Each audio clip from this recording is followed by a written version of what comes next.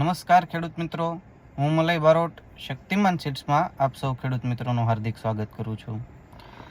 તો આજે આપણે વાત કરીએ કે ભાઈ સતત પડી રહેલા વરસાદના હિસાબે અત્યારે કપાસના છોડમાં શું શું રોગ ઉત્પન્ન થઈ શકે અને તેમને અટકાવવા આપણે કપાસના છોડમાં કઈ કઈ ટ્રીટમેન્ટ કરવી।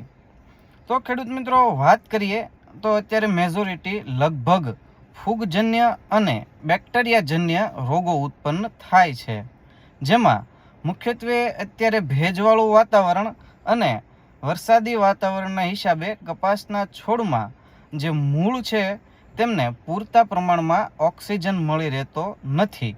તેના હિસાબે કપાસના છોડમાં ફૂગજન્ય રોગ ઉત્પન્ન થાય છે, જેમાં સૌથી મહત્વનો રોગ સુકારો હોય છે।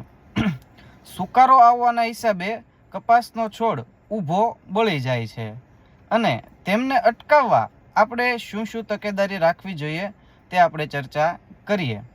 તો અત્યારે લગભગ તમામ એરિયામાં વરસાદી વાતાવરણ છે, તો અમુક જમીન એવા પ્રકારની જમીન હોય છે કે જેમાં સતત પાણી ભરાઈ રહેતું હોય છે।